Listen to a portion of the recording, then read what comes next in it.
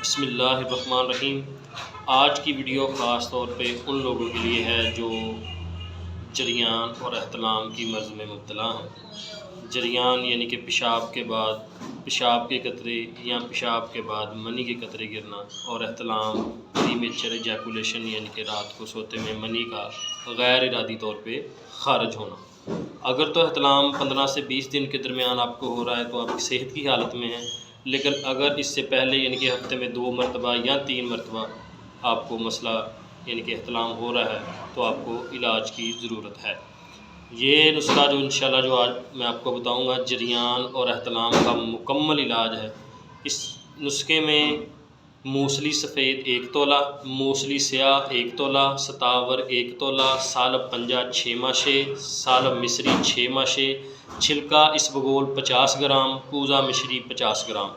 ان تمام چیزوں کو گرائنڈ کر لیں، ماں سوائے چھلکا اسبگول کے۔ چھلکا اسبگول کو آپ نے گرائنڈ نہیں کرنا، باقی تمام چیزوں کو گرائنڈ کر لیں اور اس کا سفوک تیار ہو جائے گا، پکی تیار ہو جائے گی۔ پکی 1 چمچ صبح، 1 چمچ شام، دودھ کے ساتھ کھانا کھانے سے پہلے استعمال کریں۔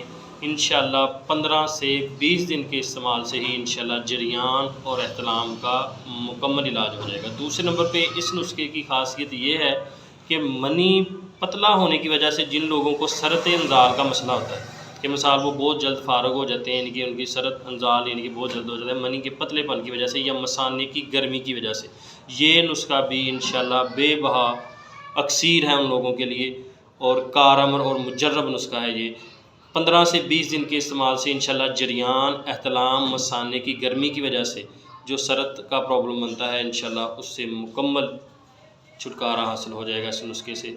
اور اس کے دوران یعنی کہ دوائی کے دوران آپ نے گرم چیزوں سے پرہیز کرنا ہے، آپ نے انڈا استعمال نہیں کرنا، کھجور، چاول، تلی ہوئی چیزوں سے پرہیز کرنا ہے، ٹھیک ہے۔